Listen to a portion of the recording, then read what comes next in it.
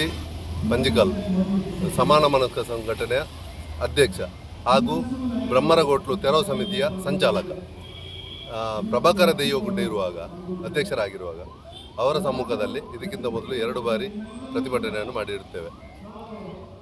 ಆದರೆ ಯಾವುದೇ ಅದರ ಪ್ರತಿಫಲ ನಮಗೆ ಸಿಗಲಿಲ್ಲ. ನಾವು ಎಚ್ಚರಿಕೆ ಕೊಡ್ತಾ ಅವರಿಗೆ ಬರ್ತಿದ್ದೇವೆ, ಇದು ಅವಧಿ ಮೀರಿದೆ, ಟೋಲ್ಗೇಟನ್ನು ತೆರವುಗೊಳಿಸಬೇಕು ಅಂತ. ಆದರೆ ಅವರು ಯಾವುದೇ ಕ್ರಮವನ್ನು ತೆಗೆದುಕೊಳ್ಳುವುದಿಲ್ಲ. ಸರ್ವಿಸ್ ರೋಡ್ ಆಗಲಿ, ಇಲ್ಲಿ ಕ್ಲೀನ್ನೆಸ್ ಆಗಲಿ ಯಾವುದಿಲ್ಲ. ಯಾವ ಟೋಲ್ಗೇಟಿಗೆ ಯಾವ ಸವಲತ್ತುಗಳು ಬೇಕಾ ಅದು ಯಾವುದೂ ಈ ಟೋಲ್ಗೇಟಲ್ಲಿ ಇಲ್ಲ. ಆದ್ದರಿಂದ ನಮಗೆ ಜನರ ಒತ್ತಡದಿಂದಾಗಿ ನಾವು ಈ ಪ್ರತಿಭಟನೆಯನ್ನು ಅನಿವಾರ್ಯವಾಗಿ ಹಮ್ಮಿಕೊಂಡಿದ್ದೇವೆ. ಇವತ್ತು ಅವಧಿ ಮೀರಿ ಕಾರ್ಯಾಚರಿಸುವ ಇಲ್ಲಿಗಾಲ್ ಟೋಲ್ಗೇಟ್ ಆಗಿರುವುದರಿಂದ ಇದನ್ನು ಆದಷ್ಟು ಬೇಗ ತೆರವುಗೊಳಿಸಿ ಸಾರ್ವಜನಿಕರಿಗೆ ನ್ಯಾಯ ದೊರಕಿಸಿಕೊಡಬೇಕೆಂದು ಈ ಮೂಲಕ ಕೇಳಿಕೊಳ್ತೇವೆ. ಇಲ್ಲಿಂದ ಜಾರಿ ಬಿದ್ದರೆ ಹೋಗಿ ಬೀಳುವುದು ಜನ ಎಲ್ಲಿಗೆ? ಪಣಕಜೆಯಲ್ಲಿ ಒಂದು ಟೋಲ್ಗೇಟ್. ಇಲ್ಲಿಂದ ಸ್ವಲ್ಪ ವೇಗವಾಗಿ ಹೋದ್ರೆ ಒಂದು 15-20 ನಿಮಿಷದಲ್ಲಿ ಹೆದ್ದಾರಿಯಲ್ಲಿ ಹೋಗಿ ತಲುಪೋದು. 15 ನಿಮಿಷದಲ್ಲಿ ಒಳಾಲು. ಅಲ್ಲಿ 2 ಕಡೆ ಟೋಲ್ಗೇಟ್ ಹಾಕ್ತಾರೆ. ಒಂದೇ ಹೆದ್ದಾರಿಯ ಮುಂದುವರಿದ ಭಾಗ. ಕೇರಳದಲ್ಲಿ ಹೇಳ್ತಾರೆ ಅವರು, ಅಲ್ಲಿ ಅರಿಕಾಡಿಯಲ್ಲಿ ಟೋಲ್ಗೇಟ್ ಹಾಕುವಾಗ, ಇಲ್ಲ ಇದು ಟೆಂಪರರಿ ಟೋಲ್ಗೇಟ್, ನಾವು 60 ಕಿಲೋಮೀಟರ್ ದೂರದಲ್ಲಿ ನಮ್ಮ ಸ್ಟ್ರಕ್ಚರ್ ಎಲ್ಲ ರೋಡ್ ಎಲ್ಲ ಹಾಕಿ ಸ್ಟ್ರಕ್ಚರ್ ಆದ್ಮೇಲೆ ಈ ಟೋಲ್ಗೇಟ್ ಅನ್ನು ತೆರವುಗೊಳಿಸ್ತೀವಿ ಅಂತ ಹೇಳಿದ್ರು. ಇಲ್ಲಿ ಆಗುವಾಗ ಮಾತೇ ಇಲ್ಲ. ಇಲ್ಲಿ ರೆಡಿ ಆಗಿದೆ, ಆದ್ರೂ ಮಾತೇ ಇಲ್ಲ. ಈ ಬ್ರಹ್ಮರಕುಟ್ಲ ಟೋಲ್ಗೇಟ್ ಅನ್ನು ಉಳಿಸ್ತೀವಿ, ಕೋಲಾರದಲ್ಲೂ ಪಣಕಜೆಯಲ್ಲಿ ಕೂಡ ಸುಲಿಗೆ ಮಾಡ್ತೀವಿ ಅಂತ ಅವರ ನಿರ್ಧಾರ.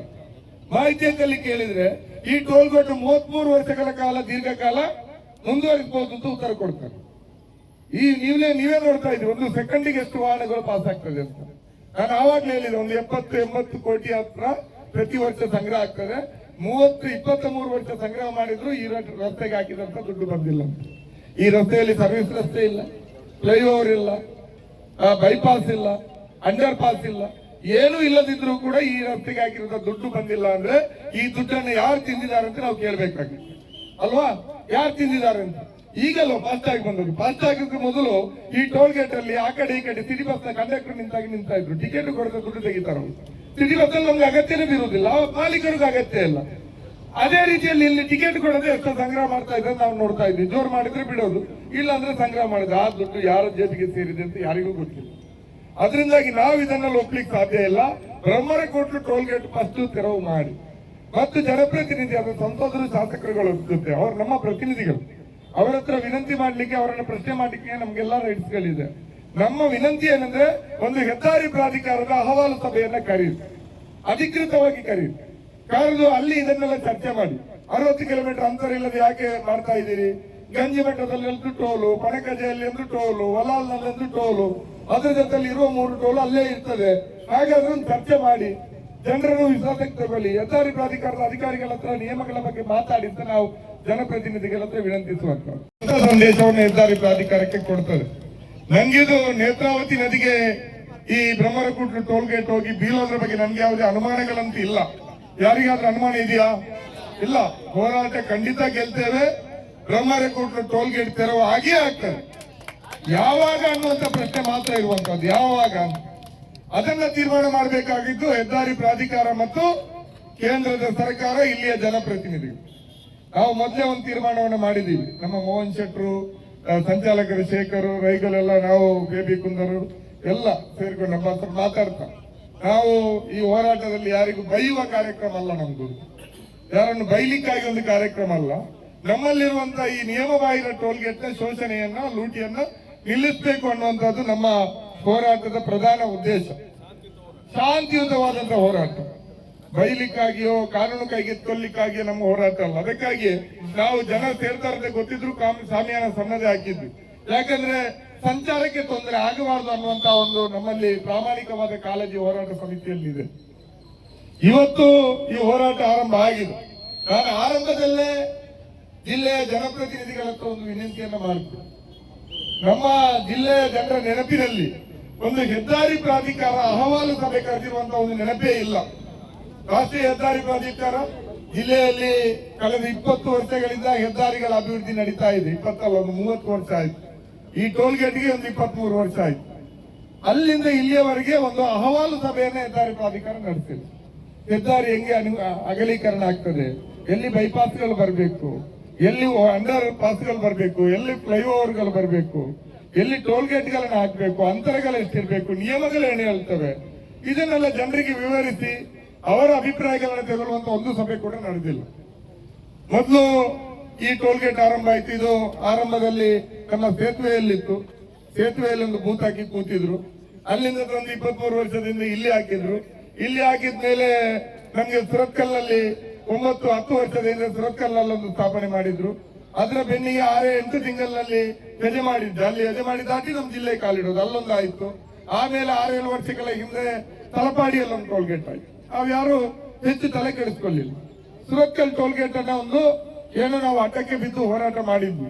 ಆವಾಗ್ಲೂ ಅವ್ರು ಏನ್ ಹೇಳಿದ್ರು, ನಾವು ಆವಾಗ್ಲೂ ಹೇಳಿದ್ವಿ 60 ಕಿಲೋಮೀಟರ್ ಅಂತರದ ನಿಯಮ ಎಲ್ಲಿದೆ, ಟೋಲ್ ಗೇಟ್ ಹಾಕುವಾಗ ಹೇಳಿದ್ರು ಸುರತ್ಕಲ್ ನಲ್ಲಿ ಯಜಮಾಡಿಯಲ್ಲಿ ಟೋಲ್ ಗೇಟ್ ಹಾಕಿದಾಗ ಇದನ್ನು ತೆಗಿತೀವಿ ಅಂತ. ಆಮೇಲೆ ಎರಡನ್ನು ಮುಂದುವರಿಸಿದ್ವಿ. ಅಂತರದ ನಿಯಮದ ಬಗ್ಗೆ ಮಾತಾಡಿದ್ರು, ಅದು ಇಲ್ಲ ನಮ್ಮಲ್ಲಿ ಇದೆ, ಬೇರೆ ಬೇರೆ ಸ್ಟ್ರಕ್ಚರು ಬೇರೆ ಬೇರೆ ಇದೆಲ್ಲ ಇದ್ರೆ ಹೆದ್ದಾರಿ ಆದ್ರೆ ಹಾಕ್ಬಹುದು ಅಂತ ಏನೋ ನೆಪಗಳನ್ನ ಹೇಳಿದ್ರು. ನಾವು ಅಡ್ಡ ಬಿಡ್ಲಿಲ್ಲ. ಯಾವುದೇ ಕಾರಣಕ್ಕೂ ನಿಮ್ಮ ಈ ನೆಪಗಳನ್ನ ಒಪ್ಲಿಕ್ಕೆ ಸಾಧ್ಯ ಆಗಲ್ಲ ಅಂತ ಹೇಳಿದ್ಮೇಲೆ ಕೊನೆಗೂ ಅದನ್ನು ನಾವು ಗೆಲ್ಲಿಕ್ಕೆ ಸಾಧ್ಯ ಆಯ್ತು. ಅದರಿಂದಾಗಿ 4 ಟೋಲ್ ಗೇಟ್ ಇದ್ದದ್ದು ಈಗ 3 ಟೋಲ್ ಗೇಟ್ಗಳಿದೆ ಜಿಲ್ಲೆಯಲ್ಲಿ. ಮಾಧ್ಯಮದ ಸ್ನೇಹಿತರಿಗೂ ಕೂಡ ಗೊತ್ತಿದೆ, ಅಧಿಕಾರಿಗಳಿಗೂ ಕೂಡ ಗೊತ್ತಿದೆ, ರಾಷ್ಟ್ರೀಯ ಹೆದ್ದಾರಿ ಪ್ರಾಧಿಕಾರದ ಈ ಟೋಲ್ ಗೇಟ್ ಬಹುಶಃ ಅನಗತ್ಯವಾದ ಟೋಲ್ ಗೇಟ್, ನಿಯಮ ಬಾಹಿರವಾದಂತಹ ಟೋಲ್ ಗೇಟ್, ಕಾನೂನು ಬಾಹಿರವಾದಂತಹ ಟೋಲ್ ಗೇಟ್, ಇದು ಸುಲಿಗೆಯ ಕೇಂದ್ರವಾಗಿರ್ತಕ್ಕಂಥ ಟೋಲ್ ಗೇಟ್ ಹೇಳುವುದಕ್ಕೆ ಎಲ್ಲರ ಸಹಮತ ಇದೆ ಅಂತ ನಾನು ಭಾವಿಸ್ತೇನೆ. ಈಗಾಗಲೇ ನಿಮಗೆ ತಿಳಿಸಿದ ಪ್ರಕಾರ ತಲಪಾಡಿ ಟೋಲ್ ಗೇಟ್ ಇರ್ಬೋದು, ಬೇರೆ ಬೇರೆ ಟೋಲ್ ಗೇಟ್ಗಳು ಇರ್ಬೋದು, ಹೊಸತಾಗಿ ನಿರ್ಮಾಣ ಆಗ್ತಕ್ಕಂಥ ಟೋಲ್ ಗೇಟ್ಗಳು ಅದು ಕೂಡ ಬರ್ತಕ್ಕಂಥ ಸಂದರ್ಭದಲ್ಲಿ ನಮಗೆ ಬ್ರಹ್ಮರಕೊಟ್ಟ ಟೋಲ್ ಗೇಟ್ ಅನ್ನ ಕಡಾಖಂಡಿತವಾಗಿ ತೆರವು ಮಾಡಬೇಕಾದ್ದು ಅದು ನ್ಯಾಯಯುತವಾದ ನಮ್ಮ ಬೇಡಿಕೆ. ಖಂಡಿತವಾಗಿ ಅನೇಕ ಹೋರಾಟಗಳನ್ನ ನಾವು ಹೋಲಿಕೆ ಮಾಡಿದರೆ ನಮ್ಮ ಹೋರಾಟ ಅದು ಖಂಡಿತವಾಗಿ ಪೂರ್ಣ ಪ್ರಮಾಣದಲ್ಲಿ ಅದು ನ್ಯಾಯಯುತವಾದ ಹೋರಾಟ ಅಂತ ನಾನು ಈ ಸಂದರ್ಭದಲ್ಲಿ ಹೇಳ್ತಾ ಇದ್ದೀನಿ. ಈ ರಸ್ತೆ ನಾನು ಸಣ್ಣ ವಯಸ್ಸಿನಿಂದ ನೋಡ್ತಾ ಇದ್ದೀನಿ. ಈ ರಸ್ತೆ ನೇತ್ರಾವತಿ ನದಿ ನೀರು ಬೀಳ್ತಾ ಇತ್ತು ಈ ಒಂದು ಜಾಗದಲ್ಲಿ. ಅದನ್ನ ನೀರು ರಾಷ್ಟ್ರೀಯ ಹೆದ್ದಾರಿ ಪ್ರಾಧಿಕಾರದ ಹಸ್ತಾಂತರ ಆಗುವಾಗ ರಾಷ್ಟ್ರೀಯ ಹೆದ್ದಾರಿ ಪ್ರಾಧಿಕಾರದ ಅಭಿವೃದ್ಧಿ ಮಾಡತಕ್ಕಂಥ ದೃಷ್ಟಿಯಲ್ಲಿ ಆ ಸಂದರ್ಭದಲ್ಲಿ ಇದನ್ನ ಮಣ್ಣು ಹಾಕಿ ಏರಿಸಿ ಇದನ್ನ ರಾಷ್ಟ್ರೀಯ ಹೆದ್ದಾರಿ ಪ್ರಾಧಿಕಾರ ಡಾಂಬರೀಕರಣ ಮಾಡತಕ್ಕಂಥ ಈ ರಸ್ತೆ ಬಹುಶಃ ಇದು ಒಂದು ಪ್ರದೇಶ ಅಂತೇಳಿ ಅವೈಜ್ಞಾನಿಕವಾದಂತ ರೀತಿಯಲ್ಲಿ ಇದು ಟೋಲ್ ಮಾಡಲಿಕ್ಕೆ ಅರ್ಹತೆ ಇಲ್ಲದಂತ ಒಂದು ಪ್ರದೇಶ. ನಾನು ಒಂದು ವಾಕ್ಯದಲ್ಲಿ ಹೇಳಬೇಕಂದ್ರೆ ಇದು ಟೋಲ್ ಮಾಡಲಿಕ್ಕೆ ಅವ್ರ ರೀತಿಯಲ್ಲಿ ಅರ್ಹತೆ ಇಲ್ಲದಂತ ಒಂದು ಪ್ರದೇಶ. ಅನೇಕ ಟೋಲ್ ಗೇಟ್ಗಳು ಅಲ್ಲಿ ವಿಶಾಲವಾದ ಜಾಗ ಇದ್ದುಕೊಂಡು ಪರ್ಯಾಯ ರಸ್ತೆಗಳಿದ್ದುಕೊಂಡು ಬಹುಶಃ ಅದನ್ನ ಮಾಡ್ತಕ್ಕಂಥ ಅದು ಕೂಡ ಸಮಸ್ಯೆಗಳು ಇರಬಹುದು. ಆದರೆ ಇದು ಯಾವುದೇ ರೀತಿಯಲ್ಲಿ ಈ ಒಂದು ಟೋಲ್ ಅಗತ್ಯ ಇದೆ ಅಂತ ಯಾವ ಮನುಷ್ಯನು ಕೂಡ ಹೇಳಲಿಕ್ಕೆ ಸಾಧ್ಯ ಇಲ್ಲ. ಸ್ವತಃ ರಾಷ್ಟ್ರೀಯ ಹೆದ್ದಾರಿ ಪ್ರಾಧಿಕಾರ ಅವರ ಅಂತರಾತ್ಮದಲ್ಲಿ ಇದು ಟೋಲ್ ಅಗತ್ಯ ಇದೆ ಅಂತ ಅವ್ರು ಹೇಳಲಿಕ್ಕೆ ಸಾಧ್ಯ ಇಲ್ಲ ಅಂತ ಹೇಳ್ತಕ್ಕಂಥ ಮಾತನ್ನು ನಾನು ಈ ಸಂದರ್ಭ ಹೇಳಲಿಕ್ಕೆ ಬಂದಿದೆ. ಆದ್ದರಿಂದಾಗಿ ಇವತ್ತು ನಾವು ಸಾಂಕೇತಿಕ ಒಂದು ಟೋಲ್ ಗೇಟ್ ಹೋರಾಟದ ಕಾರ್ಯಕ್ರಮವನ್ನು ಹಮ್ಮಿಕೊಂಡು ಬಹುಶಃ ಈ ಧರಣಿ ಸಾಂಕೇತಿಕವಾಗಿ ಮಾಡ್ತಾ ಇದ್ದೀವಿ. ನಮ್ಮ ಬೇಡಿಕೆ ಅದು ನಮಗೆ ಈ ಒಂದು ಟೋಲ್ ತೆರವು ಆಗುವ ಪ್ರಯತ್ನದಲ್ಲಿ ನಾವು ಇನ್ನೂ ಹೋರಾಟವನ್ನು ಮಾಡತಕ್ಕಂಥ ಸಂದರ್ಭ ಬರಬಹುದು. ನಾವು ತಿಂಗಳಾಗ್ಲಿ ವರ್ಷಗಳಾಗ್ಲಿ ಆ ನಿರಂತರವಾದ ಹೋರಾಟಕ್ಕೆ ನಾವು ಅಣಿಯಾಗ್ತೇವೆ. ಅಂತ ಸಂದರ್ಭದಲ್ಲಿ ತಾವೆಲ್ಲರೂ ನಮ್ಮ ಜೊತೆ ಸಹಕರಿಸಬೇಕು. ನಿಮ್ಮ ಸಹಕಾರ ನಮಗೆಲ್ಲರಿಗೂ ಒಂದು ಸ್ಫೂರ್ತಿಯಾಗುತ್ತೆ.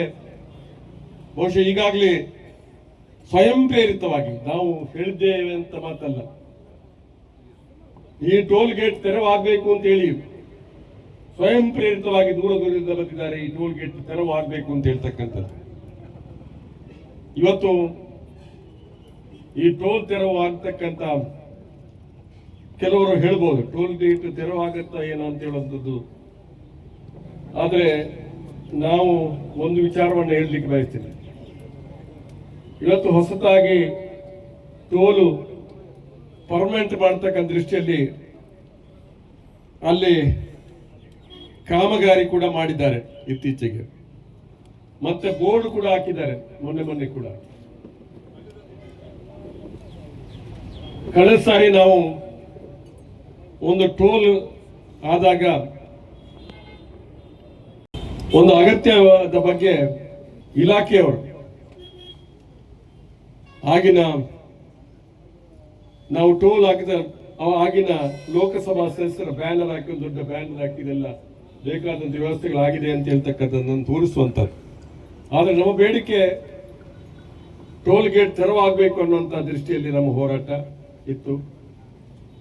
2-3 ಸಾರಿ ನಮ್ಮ ಪ್ರಭಾಕರ್ ದೇವಗುಡ್ಡೆ ಅಂತೇಳಿ ನಾವು ಅವನ ಹೆಸರನ್ನು ಖಂಡಿತವಾಗಿ ಹೇಳಬೇಕಾಗ್ತದೆ.